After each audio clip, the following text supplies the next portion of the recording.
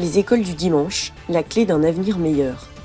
Chaque semaine, les frères franciscains de Jérusalem organisent des réunions et des activités éducatives, spirituelles et récréatives pour soutenir l'éducation chrétienne des enfants. Fête de l'Immaculée Conception de Marie en Galilée. Cette fête a toujours fait partie de l'histoire de l'Église. À Nazareth et dans toute la Galilée, en particulier cette année, l'Immaculée Conception est un signe de grande espérance et de force. En route vers Bethléem avec les personnages de la crèche, Marie. À Noël, les personnages de la crèche nous accompagnent dans cette attente de la naissance du Christ. Dans l'excitation qui précède la nativité, le père Marco Gambarotto nous introduit au 3e dimanche de l'Avent et sœur Valentina nous parle de Marie.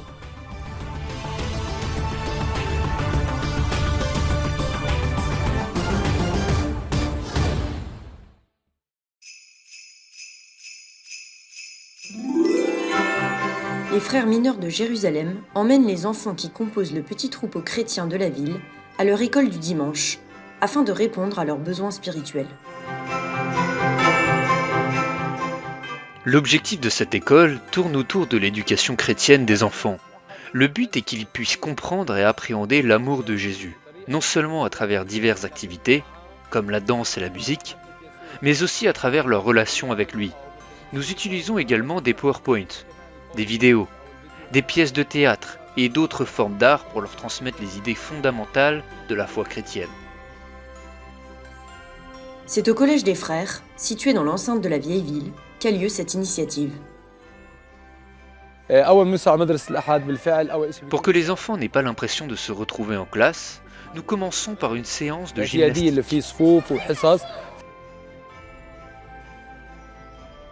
Plus tard, les enfants et les catéchistes se rassemblent en cercle et chantent ensemble quelques chants de Noël.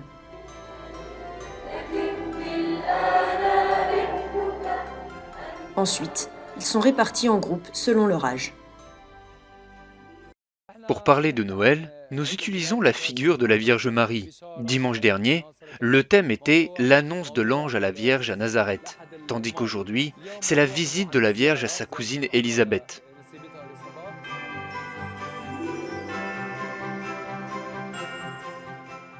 Tandis que des élèves se chargent de dessiner la visite de la Vierge Marie à sa cousine, d'autres s'amusent, en petits groupes afin de les encourager à collaborer entre eux, avec des ballons. Dans une autre classe, on discute de la visite de la Vierge Marie à sa cousine Élisabeth, en détail. Des prix sont distribués à ceux qui répondent bien aux questions. Ailleurs, des enfants réalisent des travaux manuels afin de représenter l'épisode biblique.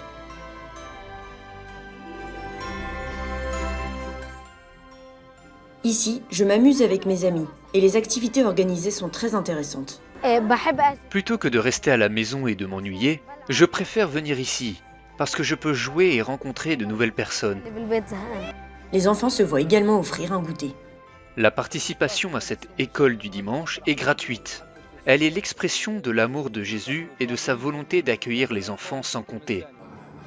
À l'église Saint-Sauveur de Jérusalem, c'est le frère Amjad Sabara qui a présidé la messe de ce dimanche, à laquelle les enfants ont assisté en grand nombre. Une fois adultes, ceux qui ont fréquenté cette école continuent d'être influencés par les activités éducatives, spirituelles, culturelles et récréatives qu'ils ont reçues lors des réunions dominicales. Randia Rachid, élève de l'école du dimanche et aujourd'hui étudiante en laboratoire médical à l'université hébraïque, en témoigne.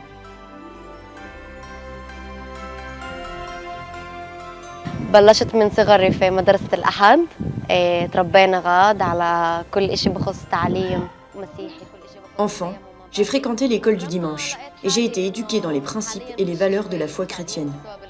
Le système éducatif étant à l'arrêt à cause de la guerre, j'ai compris qu'il était de mon devoir de contribuer à donner une éducation chrétienne aux plus jeunes dès leur plus jeune âge.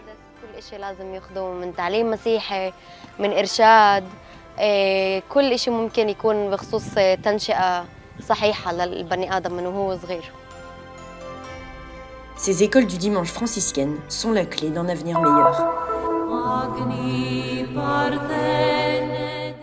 Le 8 décembre, l'Église catholique célèbre la fête de l'Immaculée Conception, une fête particulièrement célébrée à Nazareth et dans toute la Galilée. Il Papa Pio IX ha formulato questo dogma.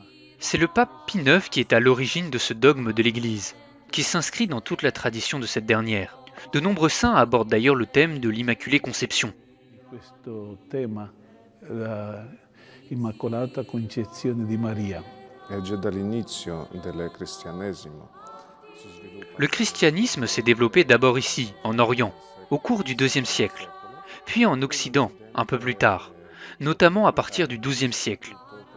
En Angleterre et en Irlande, cela s'est surtout fait par l'intermédiaire des franciscains. In Inghilterra, Irlanda e soprattutto attraverso l'ordine francescano.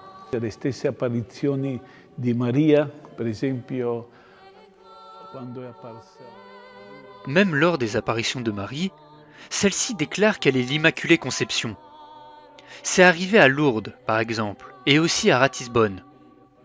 Et il y a tant de témoignages à ce sujet. Ce dogme de la foi est pour nous impressionnant. Ecco, ci sono tante testimonianze a riguardo, ma è impressionante per noi, è dogma di fede. Questo dogma viene fondato qua a Nazareth. Ce dogme de la foi a en quelque sorte été fondé ici, à Nazareth, lieu de l'Annonciation. Pensez aux paroles de l'annonce de l'ange Gabriel, lorsqu'il s'adresse à la Vierge. Il l'appelle Marie pleine de grâce. Cette expression, être pleine de grâce, signifie être une personne sainte, bénie, innocente. Cela conduit tout le peuple chrétien précisément à croire en l'Immaculée Conception. Questo spinge anche tutto il popolo cristiano di credere proprio nella Immacolata Concezione. Diceva già il Cantico dei Canti, tutta santa. Le Cantique des Cantiques parlait déjà de tout saint, sans défaut, présentant de manière prophétique cette image, qui s'accomplirait plus tard en Jésus-Christ. L'image de l'Immaculée Conception est une image très importante et remplie d'espoir pour l'ensemble de l'Église. Elle nous fait en quelque sorte lever les yeux vers le ciel. Nous avons été pensés avant la création. C'est difficile à imaginer, n'est-ce pas? Surtout avec la mentalité moderne d'aujourd'hui. Nous avons pourtant été considérés par Dieu. Nous étions considérés comme saints, immaculés dans l'amour. Cette expression renvoie au dessein de Dieu lors de la création, celui de nous faire à son image et à sa ressemblance. Et puis il y a eu la chute, le péché d'Adam et Ève, et là, cette image s'est perdue. Toutefois, déjà dans le livre de la Genèse, Dieu dit en parlant au serpent « Je mettrai une hostilité entre toi et la femme. Il libro della Genesi dirà, ecco, io porrò inimicizia fra te e la donna. Le dogme de l'Immaculée Conception n'est pas un mythe, ni une fable, mais une vérité de foi qui illumine l'histoire, car possédant un caractère éminemment christologique et eschatologique. Le père Rinaud, qui le proclame avec beaucoup de force et de parésie, ne craint pas d'aborder de nombreux sujets sensibles, frappant par son courage lorsqu'il affirme que derrière la guerre, la mort, le ressentiment et la haine, les chrétiens reconnaissent l'action réelle de celui qui divise, le diable. Contre cet ennemi de l'homme, Satan, qui obscurcit l'esprit et le cœur, l'Église reconnaît en Marie la femme de l'Apocalypse et s'identifie à elle. E per questo la Chiesa, più che mai oggi, c'è una missione. Plus que jamais aujourd'hui, l'Église a une mission. Elle t'écrasera la tête, a déclaré Dieu. Ces mots sont fondamentaux, précisément parce qu'il s'agit de l'une des missions que Marie a reçues, celle de défendre, d'écraser la tête du serpent qu'est le diable. C'est pourquoi il est merveilleux que la fête de l'Immaculée Conception soit célébrée pendant l'Avent. Car toute l'attente que l'Église vit, y compris sur le plan liturgique, repose sur la croyance que le Seigneur viendra. Et il viendra. Il viendra avec tous ses saints, nous dit Zacharie, et il rendra justice. Dice il profeta Zaccaria, e farà giustizia.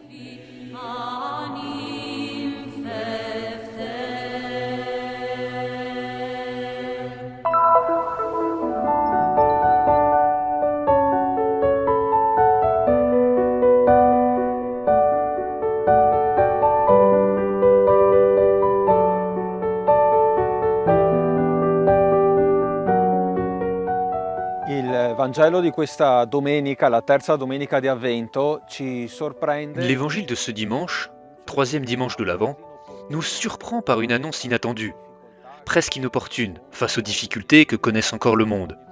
les peuples et chaque individu. Cette annonce est « Réjouissez-vous, réjouissez-vous ».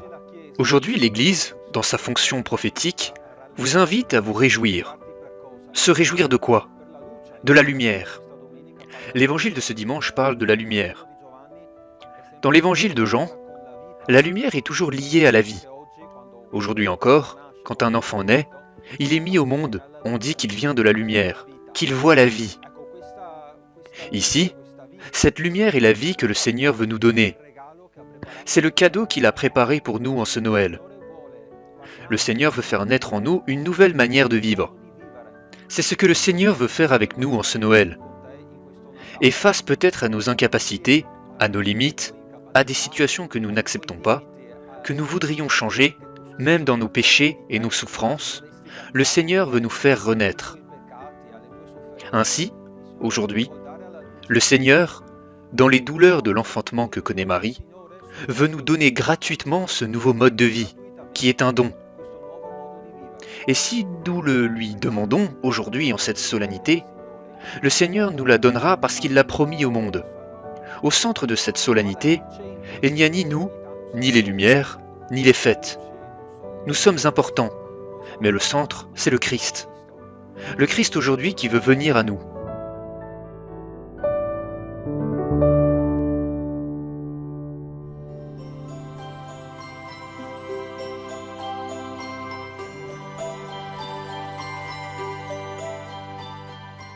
Come ostetrica mi sono trovata ad accompagnare tanti travagli, anche ad entrare in tanti travagli, perché ho incontrato donne e anche ostetriche che nell'assistenza al parto arrivavano come a un compimento di un'attesa.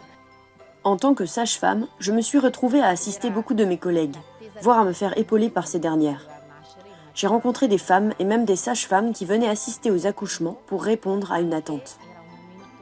Ces moments n'étaient en effet pas seulement vécus dans l'attente de quelqu'un, de la naissance de cet enfant, imaginé, désiré, attendu depuis si longtemps, mais aussi vécus comme des temps où les femmes elles-mêmes étaient attendues.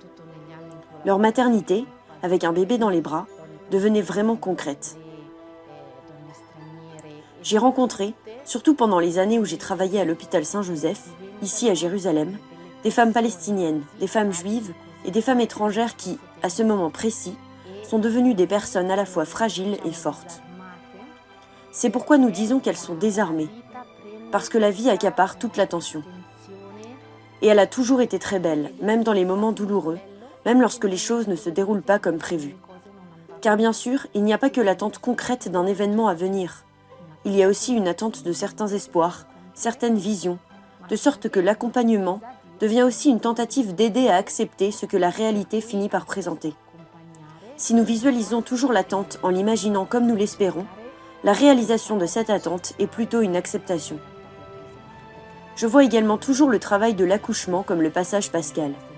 Vraiment, à travers cette douleur lors de laquelle nous sommes témoins et soutiens, il reste toujours un fort espoir et aussi une certitude que ce qui nous attend, c'est encore la vie. Il travaglio di parto come il passaggio pasquale comunque, no? Per cui davvero, davvero attraverso quel dolore in cui si deve stare e si deve aiutare a stare, però c'è sempre dentro una speranza forte e anche una certezza che quello che ci aspetta di là è comunque vita.